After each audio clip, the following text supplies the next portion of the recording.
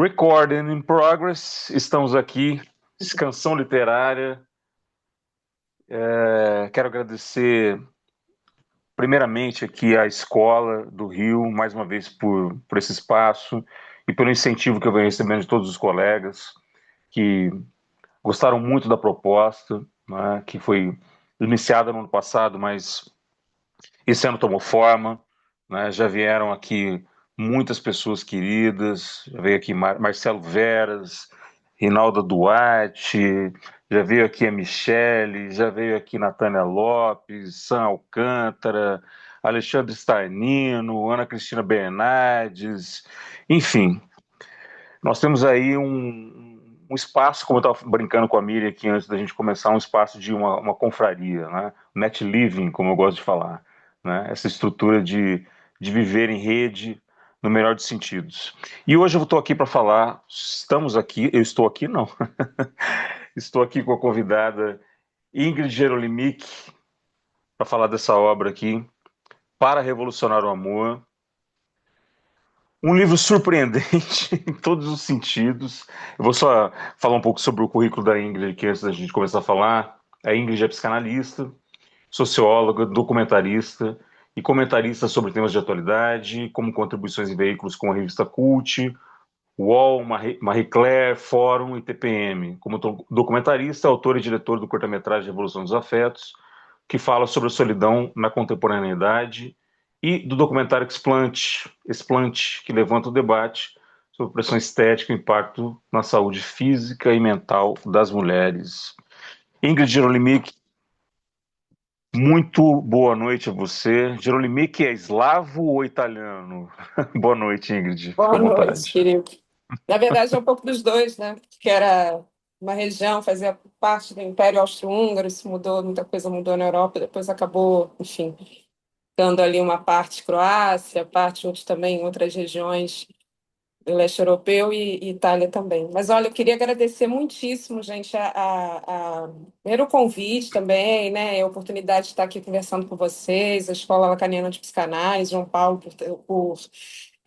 enfim, me fazer me abrir esse espaço aí para a gente poder falar sobre o tema do livro e também te parabenizar, né, pelo trabalho que você está fazendo, que é super bacana, assim, você falou, é mais para a gente prosear, né, para a gente fazer aqui conversas sobre temas aí da atualidade, então, super feliz de estar aqui com vocês. Obrigado, querido. Eu tive uma boa professora que está aqui, Patrícia Corseto, Exato, que sabe Patrícia, tudo, parceiraça. sabe tudo Inclusive sobre fez uma essa boa ponte, prosa. né? Com certeza, com certeza. Essa e muitas outras. É. E eu sempre gosto de mandar um beijo grande para essa irmã querida que eu tenho. Mas vamos falar hoje sobre essa obra, Ingrid. E quando eu fiz a menção que é uma obra surpreendente, é porque é mesmo. Né? Eu ontem assisti a um podcast que você participou recentemente. Na verdade, o formato não é bem de um podcast, né? É, um, é algo que foi publicado há pouco tempo agora, em que O você Bom Dia fala também sobre isso. Está no YouTube disponível. E foi legal te ouvir também, além de ler, a gente já se falou, a gente já se conhece, mas foi legal te ouvir num terceiro lugar, vamos dizer assim, né, numa outra posição sobre o livro, para que eu tivesse uma espécie de feedback, né, sobre essa experiência que foi ler esse livro, porque esse livro trata de um ponto que merece ser muito explorado ainda, né? Que é a questão dessa crise, desse estado crítico, né, do ponto de vista das relações, e como esse estado crítico vem, em alguma medida, a solidificar, né, digamos assim, o circuito relacional das mulheres. Né? Como é que isso, nessa entrevista, inclusive, você concedeu, começa ali com, se inicia ali com números referentes ao câncer de mama e essas questões de solidariedade, do círculo de solidarização em relação a isso, e eu achei muito interessante. Mas eu quero começar com uma pergunta que vai de encontro aos momentos iniciais do seu livro aqui, que é a questão do luto pelo amor romântico. né, e a reconstrução do desejo. Então, para quem tiver acesso ao livro, logo nas primeiras páginas ali, a Ingrid vai tratando, né, desse luto do amor romântico, pensado a partir, pelo que eu pude compreender, pensado a partir de uma espécie de agonia, eu vou usar esse termo, né, de um modelo de afeto. Mas só que essa agonia, ela abre espaço para novas formas de relação, né? Então, pensando a partir da psicanálise, né, pensando a partir dessa questão da psicanálise como um lugar de simbolização, né, eu queria te fazer uma pergunta. Como é que você enxerga esse processo de luto simbólico, né, eu vou colocar dessa forma, no inconsciente contemporâneo, pensando no contemporâneo, e que novos desejos você entende que estão emergindo a partir dele, a partir dessa ideia do luto do amor romântico? Que Uhum. é um tema que, inclusive, eu já tratei com a Patrícia numa live. Ah, é. A Patrícia também fica à vontade aqui para trazer, para falar também. Ela às vezes fica tímida, né? Mas a Patrícia já participou, a gente tem feito muitas coisas juntas, muitas conversas, né? Sobre esse tema. Eu já não aguento mais falar disso. Eu queria tanto falar sobre amizade, que agora já deve não estar aguentando mais falar, né, Patrícia? Mas, assim, você faz questões aí muito, muito importantes, muito complexas, né? Eu falo. Acho que a primeira coisa é essa do luto, do amor romântico, porque quando eu falo de luto ali é para a gente primeiro pensar nesse terreno, né? A gente está vivendo uma crise que também é da linguagem, né? E isso está nos sintomas contemporâneos, né? A gente vai vendo isso na clínica de diversas maneiras, essa dificuldade mesmo na simbolização, na produção de laços e etc. Então, assim, primeira coisa eu acho que é a gente entrar nesse terreno da simbolização. Assim, primeiro é reconhecimento de um luto, né? Que é um luto não reconhecido, sobretudo no que diz respeito às mulheres.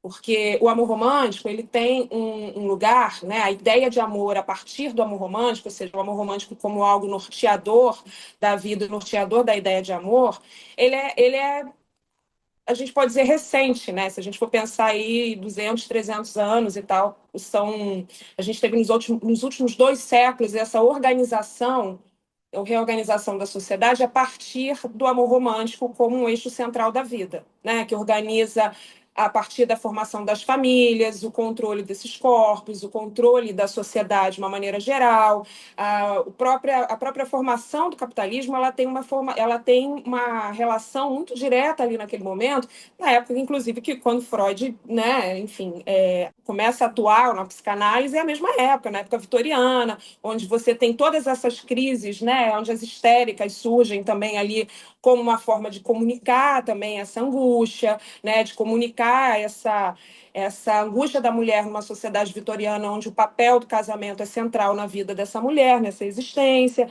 Então a gente vai percebendo que essa organização da sociedade, por isso que eu trouxe no livro a questão histórica primeiro, né, para a gente se situar historicamente, para a gente trazer essa releitura, ou fazer uma releitura, enfim, do que a gente tem, do que a gente já tem de material, para a partir dali a gente perceber que essa crise é recente, que o amor romântico é algo recente, que, portanto, a gente pode repensar essas maneiras de se relacionar. A gente pode repensar o amor, a gente pode repensar essa noção de desejo a partir ou a própria noção de amor a partir de um outro lugar também. Por exemplo, retomando a questão da amizade, né?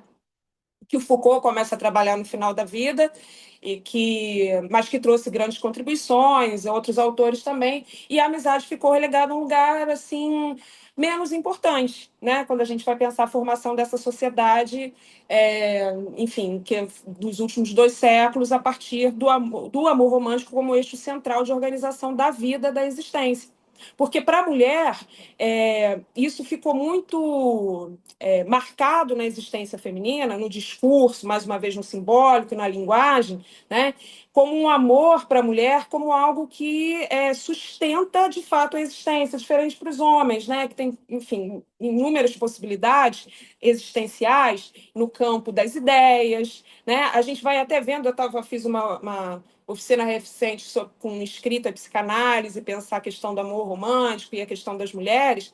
E é muito interessante como a gente vê que essa escrita que hoje está talvez assim até tão potente, que é essa escrita do chamado fluxo da consciência, né, que é aquela escrita da Virginia Woolf, da Clarice Lispector, né, que você fala assim, você traz o inconsciente, está em cena, está ali na escrita o tempo todo, né?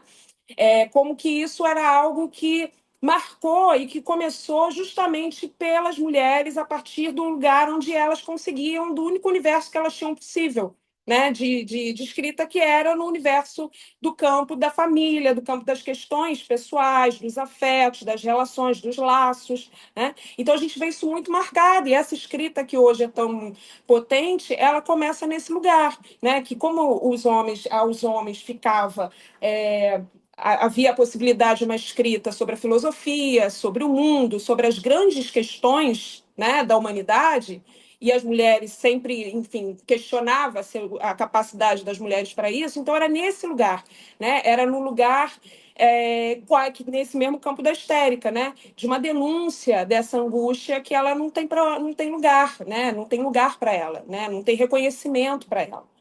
Então, enfim, eu vou pegando tudo isso no livro e fazendo toda essa muito pouco espaço, né? Gostaria de ter tido mais tempo para desenvolver e quero desenvolver mais, mas é justamente pegar primeiro essas questões históricas, como que se dá a construção dessa linguagem. Então eu falo, por exemplo, do mito da rivalidade feminina, né? Como algo que é construído estrategicamente, como como outras coisas na história, né? Eu falo ali de vários movimentos de mulheres, por exemplo, que dali esses movimentos para que eles pudessem ser sufocados, como a gente vê na Caça às Bruxas, a Marcha a Versalhes, né, que deu origem à Revolução Francesa, a Revolução Russa, foram todas iniciadas por mulheres, né?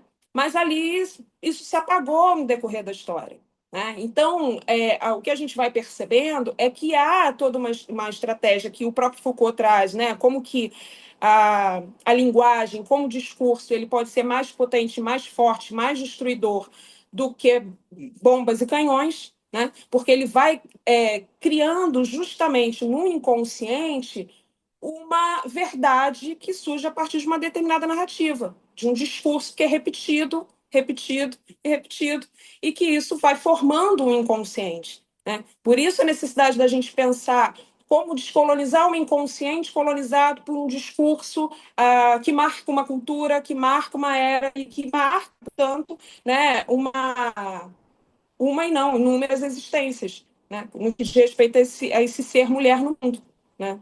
E na própria psicanálise, porque há, inclusive, muitos conceitos na própria psicanálise que a gente precisa pensar do que significa o ser mulher, do próprio Freud, né? Enfim, quando traz aí questões que são absolutamente questionáveis, mas que fazem parte do seu tempo. Né, que fazem parte de um Freud que vive numa época vitoriana, com seus pares, e, enfim, que apesar de ter avançado em inúmeras questões, a psicanálise nasce da histeria, nasce das mulheres, mas ela não tem há muitas questões para a gente pensar até sobre o que Freud fala, sobre o que Freud trata em relação a esse ser mulher, a esse amor da mulher, como um amor que o Lacan traz erotomaníaco, né? Esse amor pelo amor do outro, né? Porque, enfim, se a gente for pensar na psicanálise, conceito de amor, algo ilusório, ilusão de completude, né? Enfim, mas dessa ilusão de completude que nasce também um movimento, né? É nessa ideia utópica de alguma completude ou de algo que me movimenta, neste sentido é que o desejo também se move, né? E que outras possibilidades se constroem,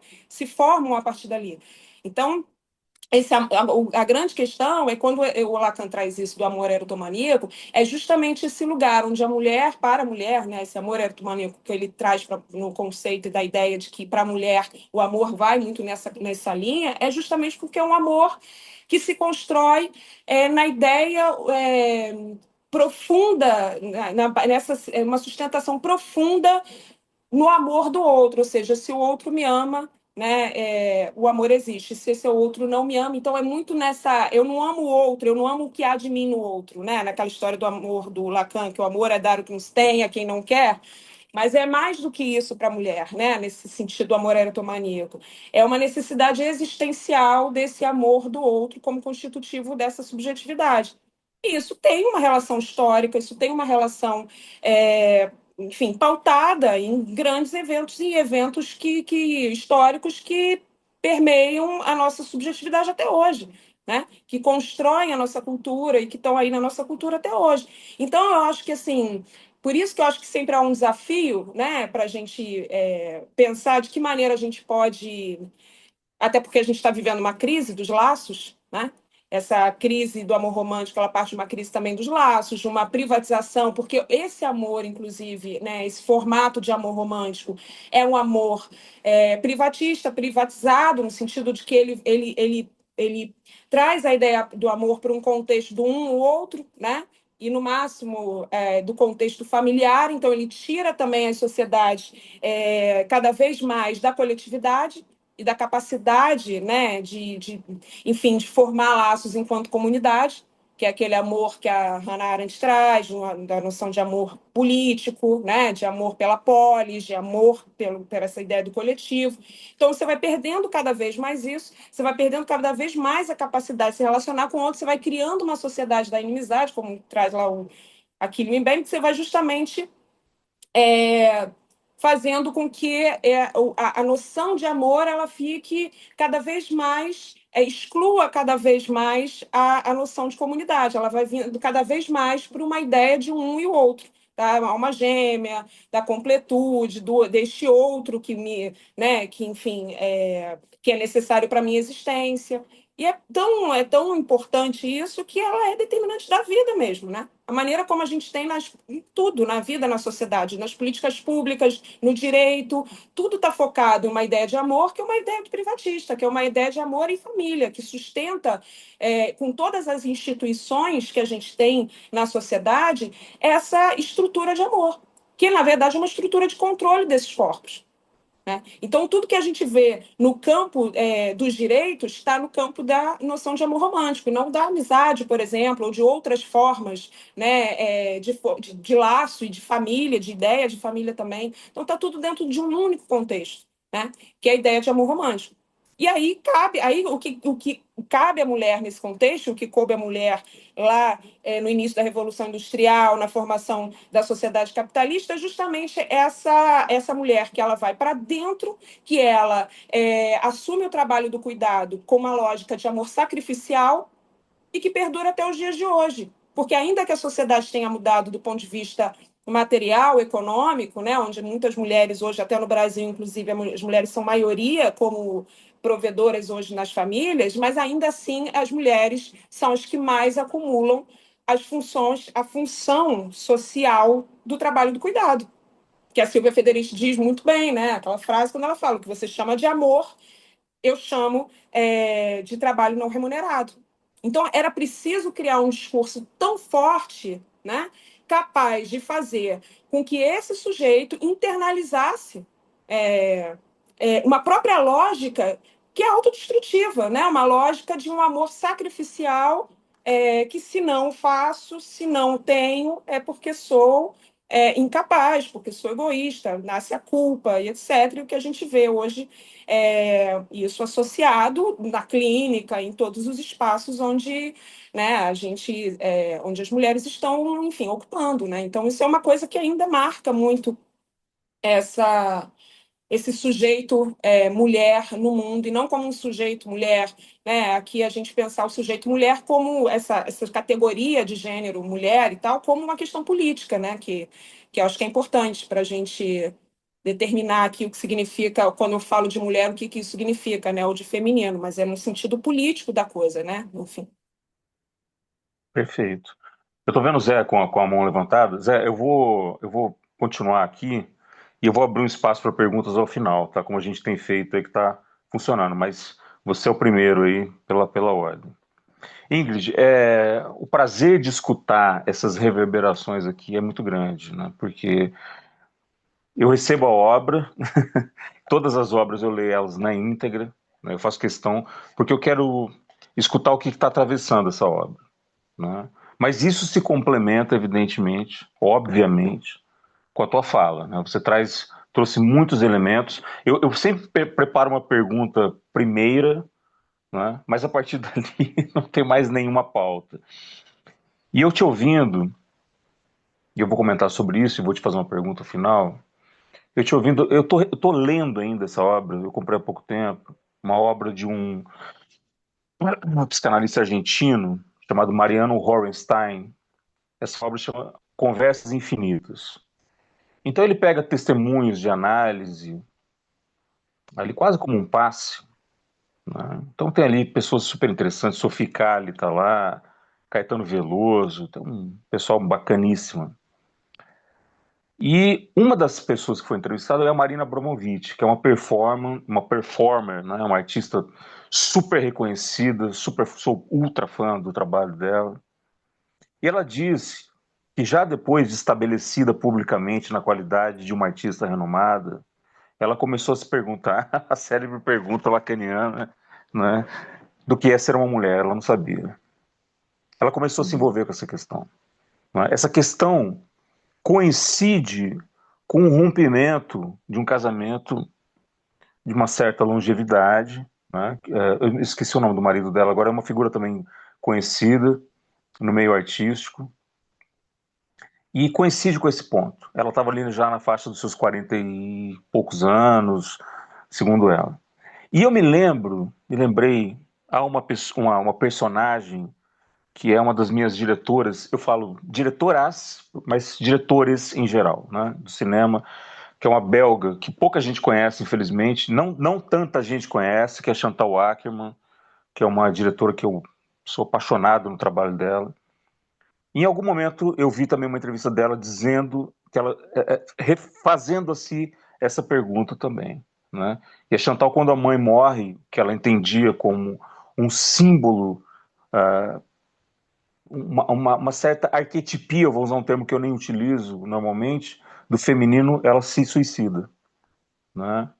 Também se fazendo essa pergunta constantemente. Então, Marina Abramovic e Chantal Akerman estão representando, de certa forma, nesse diálogo, muito do que você trouxe em consideração com dois pontos que eu estou mapeando aqui como centrais dentro do que você falou primeiro, né? Do que é uma subjetivação, do que é pensar subjetividade a partir da erótica e do feminino. Essa é uma pergunta interessante, tá? Que eu não vou te fazer, eu só estou elaborando junto aqui. E entender o que é a questão da constituição do desejo. Se a constituição do desejo ela é elaborada em torno da falta, de que falta a gente está falando, né? E te ouvindo, eu pensei nesse ponto. A gente está pensando a partir do medo da solidão. Vamos pensar em um aplicativo para isso, né? Estou pensando a partir do seu livro. O medo da solidão como um dos mecanismos que se mantém com um certo trancafiamento, vamos dizer assim, da ideia de amor do romântico, né? Mas o teu livro ele vai explorar bastante a ideia, digamos assim, do potencial do potencial da transformação do estar só, né? Quer dizer, o que o estar só implica dentro desse modo operatório de transformação. Então, a partir do que você disse, como se transforma a experiência da solidão feminina em um movimento, digamos assim, de uma renovação ou de um novo olhar sobre esse sujeito, né? E não em um aprisionamento subjetivo, né? Como é que essa experiência, de alguma forma, no contemporâneo, que é uma palavra muito desgastada, mas eu vou usar na ausência de outra melhor, como é que essa experiência da solidão ela tem se convertido, e você pode falar a partir da sua clínica, da forma como você achar melhor, né? Num processo mesmo de retificação subjetiva, num processo de compreensão do que se está se destituindo nessa qualidade. Como é que você vê isso na clínica? Como é que você vê isso como autora? Como é que você vê isso como mulher? Uhum. Primeira coisa é essa ideia de faltante, primeiro essa ideia do por que a gente precisa perguntar aquela clássica pergunta do Freud, né? O que quer uma mulher, enfim. Então, acho que a primeira coisa é a gente questionar, e depois eu vou falar sobre a importância de hoje a gente definir, ou não definir, mas a gente buscar se fazer essa pergunta, mas eu acho que é uma pergunta que, primeiro, não sei se caberia.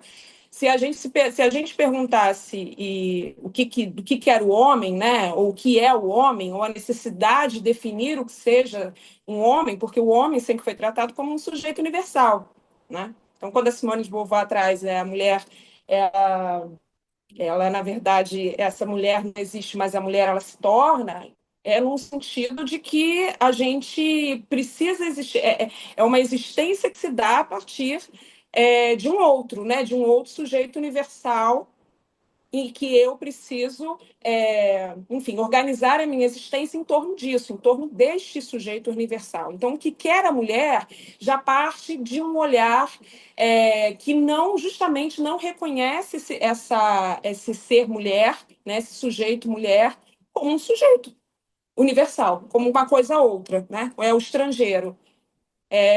Enfim, o objeto, no sentido mais amplo e complexo do que significa objeto, como algo mesmo político, constitutivo, né? Porque é objeto, não sei se foi a Cristevá, inclusive, né, que tem essa noção de objeto, enfim, mas que traz essa ideia justamente do objeto como algo que as questões das mulheres que antes, por exemplo, em sociedades matrilineares eram consideradas é, elas eram tratadas do ponto de vista do sagrado, né? E organizavam, e as sociedades que se organizavam em torno dessa noção do sagrado, trabalhavam justamente a partir de uma ideia de que o sagrado vem da mulher, pela sua relação com os ciclos, da natureza, etc. e tal. Né? Mas aí, de repente, tudo isso passa a ser o objeto, numa sociedade atual, mais recente, que é justamente colocando, tirando a mulher desse lugar, que era um lugar central nessas sociedades, né? Que passam depois, enfim, essas sociedades existiram durante um bom tempo, depois você tem, né, o início do patriarcado e etc e tal, e a primeira coisa que se faz por exemplo, os furgans, né, que são aqueles povos que vão lá e dominam outros povos, etc. Quando eles dominam esses povos, a primeira coisa que eles fazem é o quê? É justamente acabar com os símbolos, né? Com os símbolos das mulheres, com o símbolo da fertilidade, com o símbolo, enfim, a menstruação que é considerado algo sagrado, de repente deixa de ser, e justamente passa não só a não ser, como em várias religiões, uma mulher não pode entrar num templo, numa igreja, se estiver menstruada, né? Então, tem várias coisas associadas à mulher, também no período da Idade Média, etc., como coisas de mulher, né? Coisas de mulher que são consideradas algo do campo justamente de algo, enfim, maligno, do ruim, do negativo, do diabólico, né? A origem da palavra inveja vem de olho maligno, que vem da mulher que inveja uma outra mulher, enfim. Então, a gente vai vendo que todas essas palavras, esses significantes, eles têm um sentido, né? De destruir justamente toda uma cultura que organiza a maneira como a sociedade se constitui. E aí a gente vai vendo na psicanálise que certas questões, elas acabam muitas vezes fortalecendo um certo discurso, quando você parte da ideia de que você precisa responder o que quer uma mulher, né? Como alguém que está num campo outro, né? Que não o mesmo que o meu, que né, está um campo que é justamente essa figura desse estrangeiro, desse objeto com o qual eu preciso nomear, né? Eu preciso nomear. Então, acho que é a primeira coisa. Mas eu acho que hoje apesar disso, e aí a Helene Cixous traz muito esse conceito, né, da importância política, né, dessa configuração, dessa ideia, se a gente fala, né, com tantas aí pessoas já discutindo a questão de gênero como algo de fato construído culturalmente, né, e não algo dado em si e tal, mas é muito importante talvez a gente fortalecer essa pergunta hoje enquanto mulheres, justamente entendendo que num campo político, social, né, há sim uma disputa e uma necessidade da gente fazer esse questionamento para que a gente possa, a partir dele, entender que há um campo político, né, de disputa social, de tal forma que a gente precisa, se fazendo essa pergunta, que a gente consegue se organizar minimamente, né? Em torno de lutas, em torno, enfim, inclusive da produção de novos significantes, de novas narrativas, de novos discursos. Por isso que a Hilary Sixu traz tanto a ideia da escrita como algo muito potente no sentido da mulher, né? Escreva sobre mulheres, a mulher precisa escrever, como a Michelle Perrault, que é uma historiadora que fala, né, que a história das mulheres, reescrever essa história das mulheres, ou resgatar a história, na verdade, das mulheres no mundo, é reescrever a própria história do mundo. Né? Porque a gente tem uma narrativa que foi construída a partir de uma história que não foi escrita pelas mulheres. Né? Então, tudo isso faz parte desse campo. Agora, voltando aqui para a psicanálise, tem um lugar da falta constitutiva se a gente, por exemplo, usar como referência maior, né, a questão, por exemplo, do complexo de Édipo. Né? E aí, por isso é tão importante, talvez, a gente pensar em autores. Aqui eu sei que a gente está no campo lacaniano, portanto, é um campo. Né, eu não vou entrar exatamente aqui numa defesa, mas para a gente pensar nos pré-edípicos, para a gente pensar, talvez, na importância de. Enfim, talvez seja importante repensar esse eixo. Né? Tão importante constitutivo que é o complexo de Édipo. Enfim, toda a produção, né, da psicanálise a partir dali. Porque isso já parte, a mulher parte dali como esse ser faltante, né, que precisa desse objeto outro, que é esse objeto que é externo, que se o homem tem um medo da castração, a mulher já é castrada.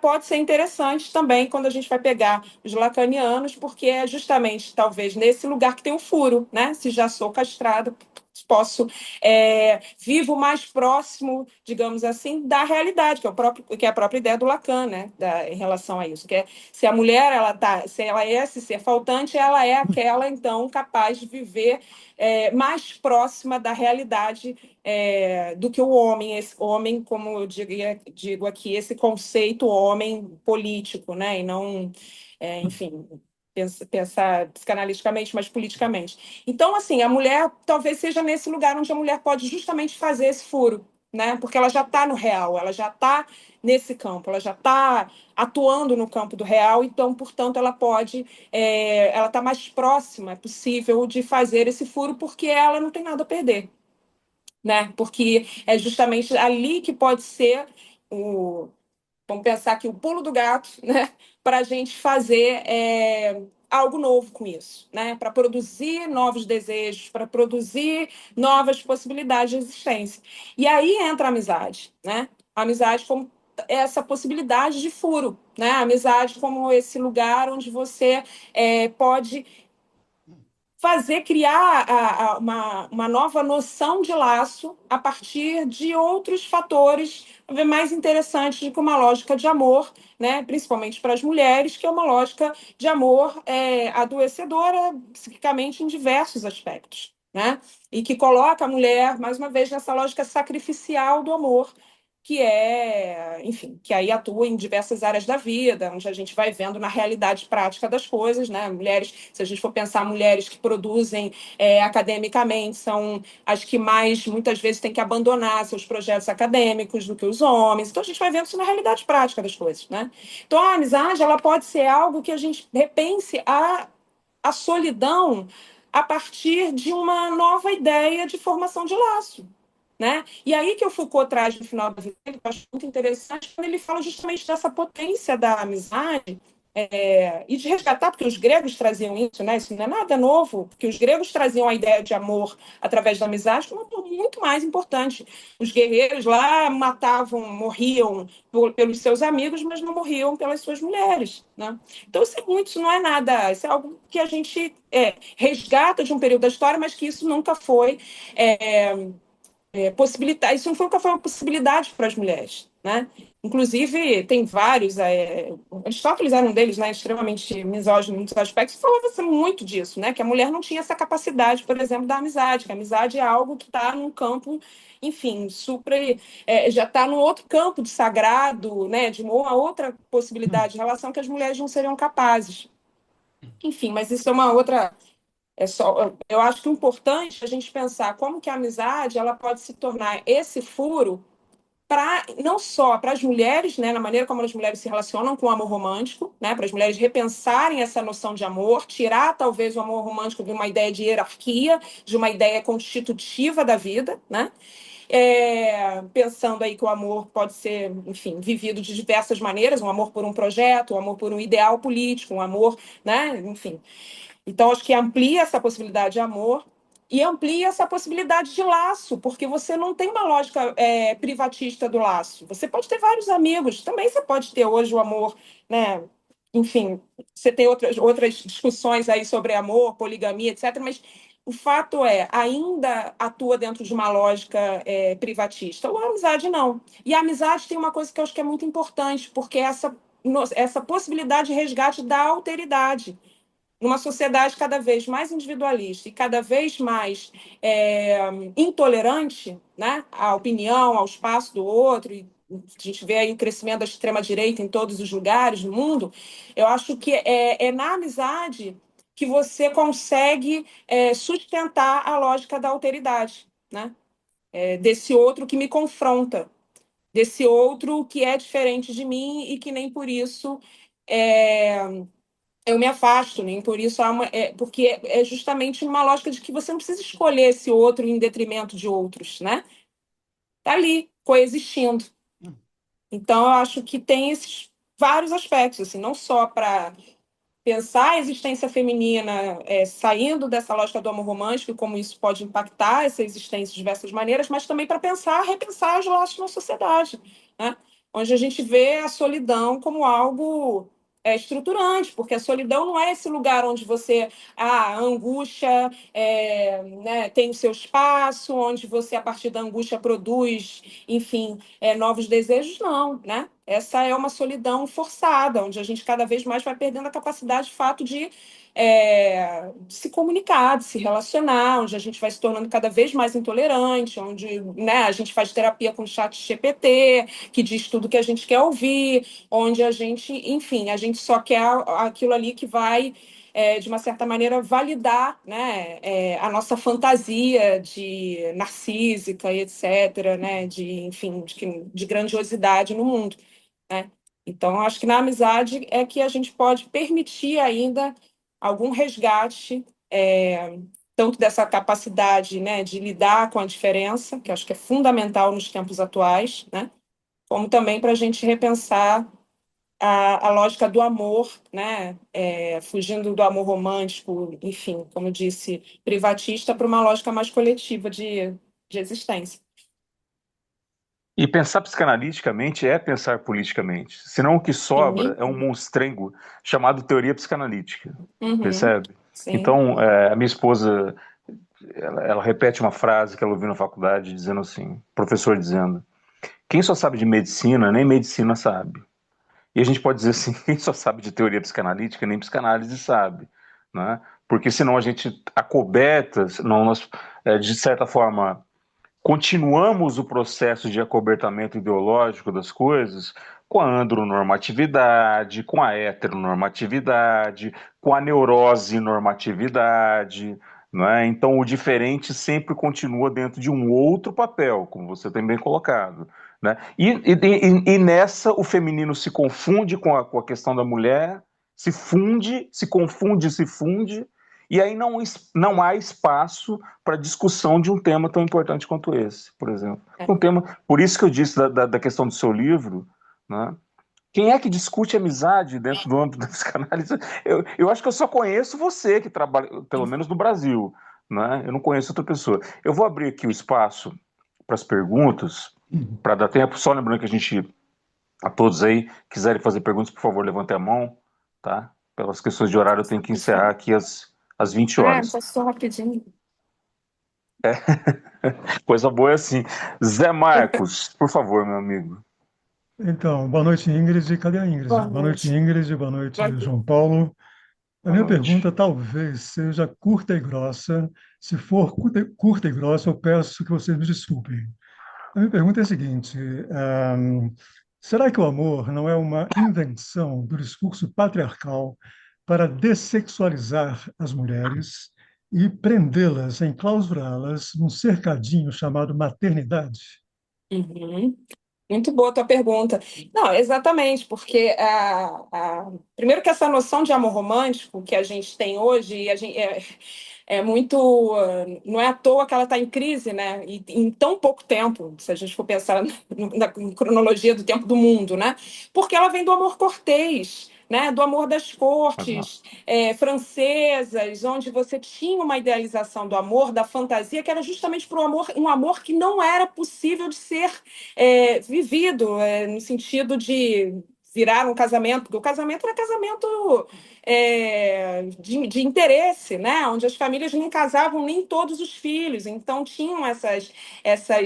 O amor cortês ele nasce muito desse lugar, né? Onde nem todos os filhos podiam casar, geralmente era o primogênito, que era justamente para fazer aquela divisão de bens, etc., entre famílias de poder. Então, assim, pobre não casava, não existia isso. As pessoas não existia casamento por amor, né? Casamento era um contrato, de fato, era um contrato econômico, tinha todo ali um interesse material.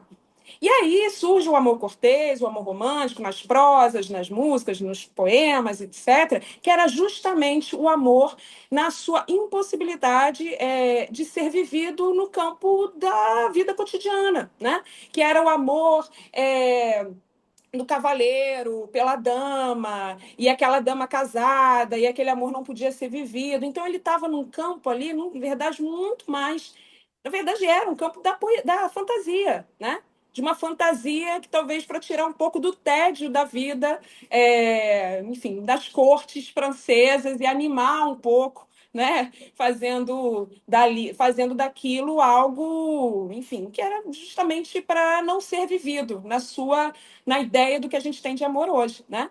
Aí quando a gente tem isso começou com Rousseau, né, que faz ali todo um contrato social, onde ele fala da função social do casamento. E ali o casamento surge a partir desse contrato social, toda essa ideia que o Rousseau traz como um grande intelectual da ideia do casamento, como um casamento como algo assim, dessa coisa do encontro de almas, não pode se separar, vive um pelo outro, essa lógica e tal. Tudo isso foi sendo construído na mesma época ali que é a Revolução Industrial, que é a formação do capitalismo. Então, você pega as famílias e transforma as famílias numa uma corrente de transmissão, né, do capitalismo, num núcleo de consumo do capitalismo e num espaço de controle desses corpos. Né? Você controla, você cria função social. Então, o homem tem a função social, que também não começou assim, porque as mulheres começaram trabalhando na Revolução Industrial, só que isso mudou quando as crianças começaram a morrer, né? As crianças, enfim, não tinham com quem viver, e todos os adultos trabalhando, então entenderam que ali as mulheres precisavam cuidar dessas crianças. Então, as mulheres saem dali e voltam para dentro das famílias, agora com uma função, né, que é justamente a função da maternidade, a função do trabalho, do cuidado. E como é que se convenceu os homens disso? Aumentando o salário deles, dizendo, olha, vocês vão ganhar mais, enquanto que as mulheres agora vão ficar em casa cuidando dos filhos e cuidando desse núcleo familiar. E assim foi, assim tem sido até hoje, né? Ainda que a gente tenha mudado do ponto de vista econômico, porque hoje os homens não são mais os únicos provedores da família, né? A gente até tem movimentos aí que a gente vê nas redes sociais, agora das esposas tradicionais, defendendo o paraíso da vida privada e etc e tal, mas na verdade isso aí é tudo um discurso, né? Um discurso muito das igrejas, de uma extrema-direita que quer fazer justamente esse controle que você diz, Zé, que é justamente controlar esses corpos femininos, né? Para que essas mulheres, porque não é à toa, se a gente for perceber, fazendo um link com a questão política, que os movimentos de extrema-direita eles crescem justamente em cima de qual discurso? Porque se a gente for pensar 20 anos atrás, quando tinha uma eleição, as pessoas discutiam em termos de economia, né? Quem é que tem o melhor projeto econômico, qual é a ideologia de tal partido, etc. Então você tinha uma certa ideia de quem você ia votar pela proposta, né? Política, econômica. Hoje não. Né? Hoje a política está absolutamente voltada para temas do campo do comportamental, né? Então, as mulheres não querem mais ter filho, as mulheres não querem mais cuidar de casa, as mulheres agora são umas feministas, estão destruindo a família. Então, quem está destruindo a família? Né? São as feministas, né? São os LGBTQIA+, e etc. E tal. Então, está tudo no campo dos costumes, e não é à toa, né? porque essa maneira de estruturação da sociedade, que é a maneira justamente que controla esses corpos, ruiu. As mulheres não estão mais aceitando esse lugar, né?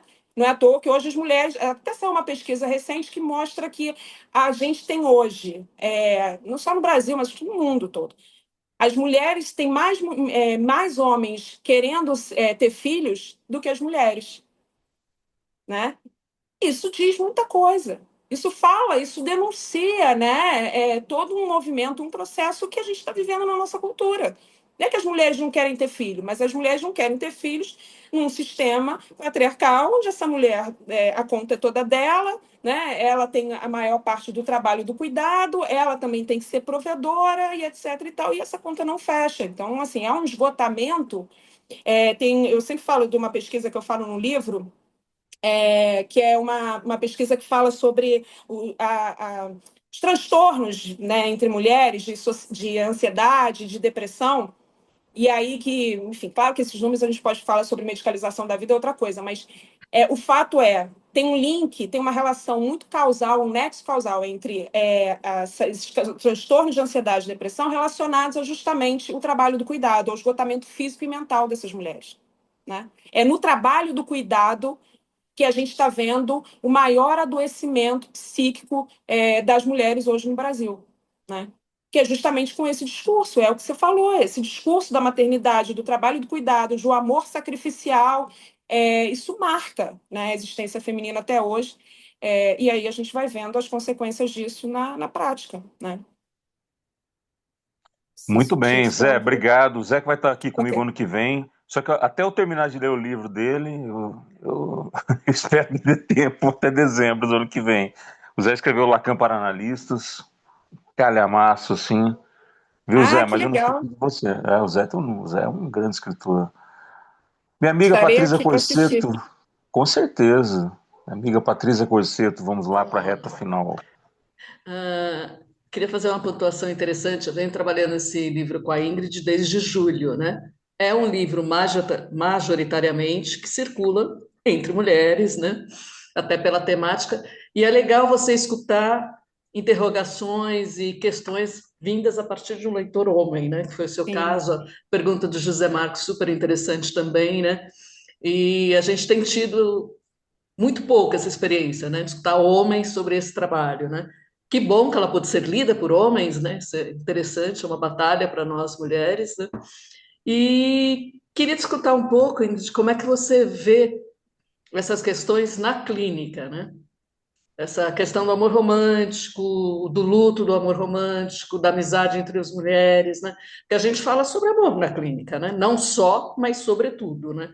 Inclusive, Uhum. né, a transferência se dá pelo amor de transferência, né? Então a gente fala sobretudo na clínica sobre o amor, né? Então, Uhum. queria que você pudesse compartilhar aí o que você tem recolhido na clínica sobre isso. É. É o que eu falei, eu acho que tem muito. Primeira coisa é essa identificação de que existe um luto, de que existe um processo, também uma angústia que sai que existe, né, a partir dali, porque o que a gente percebe é que essa forma de se relacionar, ela não funciona nem só porque as mulheres estão, enfim, né, não aceitando mais um modo de vida, um modo de se relacionar, mas é porque a gente vai vendo que o próprio mundo tá, a maneira como a gente está vivendo, que é uma crise não só do amor romântico, mas é uma crise da formação de laços de maneira geral, a maneira como a gente se organiza mesmo em sociedade, isso está ruindo, né? A gente vai vendo cada vez mais fenômenos no mundo inteiro, onde as pessoas não se relacionam, não falam com as outras, durante meses, tem gente que passa sem falar há anos, né? Então, o que a gente está percebendo, e isso acaba sendo uma crise da capacidade de simbolizar mesmo as coisas, da capacidade de entender, e não é à toa que a gente está vivendo sintomas hoje contemporâneos completamente diferentes dos sintomas do Freud, né? Das histéricas lá do Freud. A gente está vivendo uma crise de simbolização. Né? Não é à toa que a gente vê na clínica, de uma maneira geral, não só nas mulheres, mas é o vazio, é essa coisa de tentar comunicar através do corpo do cutting e tal, e de outras coisas que a gente vai vendo, de outros fenômenos, uma outra sintomatologia, que está muito relacionada justamente a essa dificuldade mesmo de simbolizar. Então, eu acho que quando a gente traz a ideia de que o amor romântico, de que existe um luto não reconhecido, né, e que a gente precisa atravessar esse luto de tal maneira que a gente consiga, através dele ser exatamente esse motor necessário para a gente repensar e reconfigurar a maneira como a gente se relaciona, isso não acontece. Porque as mulheres não chegam lá com essa demanda, né? Ah, existe um luto, atravessa. Não é, assim, isso é uma coisa nova, uma coisa que a gente está vivendo e passando juntos também, né? Mas eu acho que eu costumo dizer que assim que eu vejo que acho que é interessante a gente pensar da sintomatologia no que diz respeito às mulheres e do que diz respeito a muitos homens, quando a gente vai pensar nas toxicomanias e quando a gente vai pensar nas mulheres com a ansiedade, com a depressão, né? A gente vai vendo como que isso se configura, inclusive do ponto de vista cultural, né? Onde há essa possibilidade, né, para os homens, inclusive, do caminho da toxicomania, que para as mulheres não, porque para as mulheres o trabalho do cuidado impede qualquer tentativa de fuga subjetiva das suas questões reais cotidianas, né? Então, se a gente não pensar isso na clínica, se a gente não pensar, e a psicanálise eu acho que tem que ter esse papel de ser disruptiva, como sempre se propôs a ser, né? Mas eu acho que a gente precisa pensar é, na psicanálise como política também, né? No seu papel de transgressão também, né? De uma escuta capaz de identificar essas mudanças culturais. Tanto que é para a gente perceber, né, o que, como eu disse, a sintomatologia é completamente diferente que a gente tem hoje, né? Enfim, então isso tudo demonstra uma mudança na cultura que acho que a gente precisa acompanhar também na psicanálise, entendendo, né, essas profundas desigualdades que existem na sociedade. Então, uma mulher negra, um LGBT, não é que você precise de um para atender cada um, ou só uma mulher pode atender uma mulher, não é sobre isso, né? Mas é sobre uma escuta mais atenta, e aí sobre essa percepção também do papel da psicanálise no seu lugar como transgressora mesmo, né? Que sempre foi. Você tocou nesse ponto de um homem escutando, e eu me dei conta agora de que, proporcionalmente, deve estar o placar de 7-1 a presença de mulheres aqui no Escansão Literária. E eu, evidentemente, eu tô acordando para isso agora. Os convites são meus, evidentemente, mas penso também que tem muito a ser dito. Não, isso não é à toa. A Escola do Rio, da qual eu faço parte diuturnamente aqui, a nossa composição é majoritariamente feminina. Uhum. Majoritariamente. Né? E assim eu vejo em outros lugares os quais eu frequento, né, outras escolas de psicanálise, nas quais eu tenho participação, tenho vínculos. Tem muita coisa a ser dita. Muita coisa a ser dita. Né? Eu acho que a gente está num momento propício para isso. Né? Não é a questão de ser um homem. A Patrícia falou da questão de é interessante ouvir um homem, né? Mas Uhum. eu acho que está tá no momento dos homens ouvirem mais. Essa é a minha opinião sincera. Porque durante um bom tempo na história da psicanálise, eu gosto muito da história da psicanálise, né? Um bom tempo, eu diria assim, uma parte considerável desse percurso da teoria psicanalítica, né? Sempre houveram mulheres na psicanálise, mas muito poucas vozes, talvez, né? Eu Quantas digo, mulheres fica à Não, vontade, por é favor. isso. Quantas mulheres intelectuais a gente tem quando a gente vai estudar psicanálise em qualquer escola de psicanálise que você conheça, né? Além de Melanie Klein, enfim, uma ou outra aqui. Quem, por exemplo, já estudou Karen Horney? Que seminário? Eu nunca vi um seminário sobre Karen Horney. Eu nunca, sabe? Então, são coisas que eu acho que também é o que você falou. A gente tem muitas mulheres. Eu lembro de uma coisa que eu estava com a Patrícia, inclusive, a gente foi lançar o livro do Coletâneas do Cartas a uma Jovem Psicanalista, que tem a Ana Bernardes, né, a organizadora. E Que assim, é esteve muito aqui com a gente. sintomático isso. Pois é, maravilhosa, é muito sintomático. Quando a gente foi lançar o livro, Ela não queria falar, que é organizadora do livro, nenhuma mulher queria falar, todas estavam com vergonha, e todas que falaram, absolutamente todas as mulheres, umas 10 mulheres, todas falaram a mesma coisa. Ah, eu não sei porque me convidaram. Ah, eu fiquei na dúvida se eu conseguiria, se eu daria conta ou não. Eram todas mulheres incríveis, professoras, doutoras. Falei assim, sabe, eu não sei se isso aconteceria se fossem todos homens. Então, acho que é isso também, a gente perceber, as mulheres perceberem, ocuparem esse espaço de produção de conhecimento também, né? Que eu acho que não só na psicanálise, em todos os campos, né? Mas na psicanálise também acontece a mesma coisa. Se eu for na minha sociedade psicanalítica, na reunião da clínica, a imensa maioria de mulheres. Mas quando você tem seminários, quando você tem um congresso, quando você tem, enfim, mesas né, mais substanciais no sentido de pensar teoria, a maioria de homens, né? Ainda. A primeira manifestação de uma mulher psicanalista, digamos, com esse topos da relevância que você trouxe, foi quando Mary Langer pegou uma metralhadora e foi combater. Uma metralhadora, não é? Então a gente está falando assim de vozes que só conseguiram algum alcance por uma metralhadora. Veja você. Não é? E mesmo assim, Ingrid, eu falei, as revoluções em que as mulheres fizeram foram as precursoras, e mesmo assim isso não está escrito nos livros de história, né? Então, é e isso, a se história das mulheres foi apagada também. isso? E se a história é contada pelos vencedores, a gente tem que rediscutir isso aqui o tempo Sim. inteiro, retrazer isso. Não é? Acho que a palavra certa é revolver isso. Uhum. Revolver isso. Sim. Ingrid, olha, muito obrigado pela sua participação aqui, muito obrigado por ter aceito o convite. Para revolucionar o amor, está aqui com a revolucionária Ingrid Gerolimic. Querida, muito obrigado. Patrícia, muito obrigado. A todos aqui, muito obrigado. Esse foi o nosso programa, a nossa live derradeira no ano do Descansão Literária. No ano que vem a gente volta com a volta das atividades da escola. Muito obrigado a vocês. E a gente se vê no ano que vem. E ó, para revolucionar o amor. Obrigada, Revolucione. Miriam. Ó, obrigada, João Paulo, mais uma vez, muito obrigada. Uma honra estar aqui presente, conversar, inclusive, no último evento do ano. Então, para mim, assim, foi uma alegria, passou rápido. Como eu falei, passou muito rápido, assim, conversar com você, trouxe várias questões muito interessantes. Então, assim, eu estou muito feliz, mais uma vez, de ter participado aqui. Obrigado. Já estou te esperando para o próximo livro, tá?